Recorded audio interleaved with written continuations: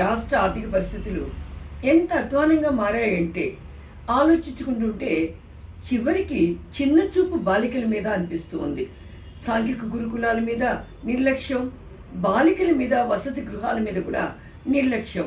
బాలికలకి ప్రతి నెల ఇచ్చేటువంటి నాప్కిన్స్ ఏవైతే ఉన్నాయో ఆ నాప్కిన్స్ని గత సంవత్సరం నుంచి ఇంతవరకు ఇవ్వటల్లా 12 నుంచి 18 సంవత్సరాల వయసు ఉన్నటువంటి ఆడపిల్లలంతా కూడా చాలా ఇబ్బందులు పడుతూ ఉన్నారు.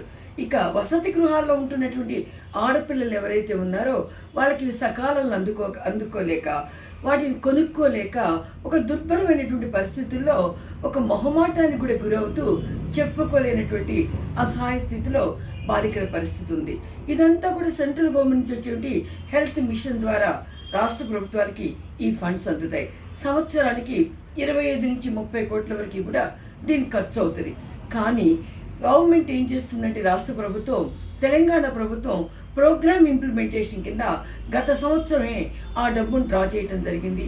మరలా ప్రోగ్రామ్ ఇంప్లిమెంటేషన్ కింద ఈ సంవత్సరం లెక్కల్లో కూడా చూపిస్తున్నారు. మరి వచ్చిన డబ్బు ఏమైంది? దాన్ని ఎందుకని రాష్ట్ర ప్రభుత్వం ఇవ్వలేకపోతుంది?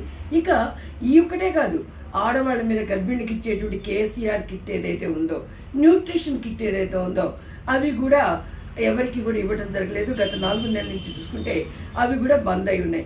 ఒకసారి ఆలోచించుకుందాం.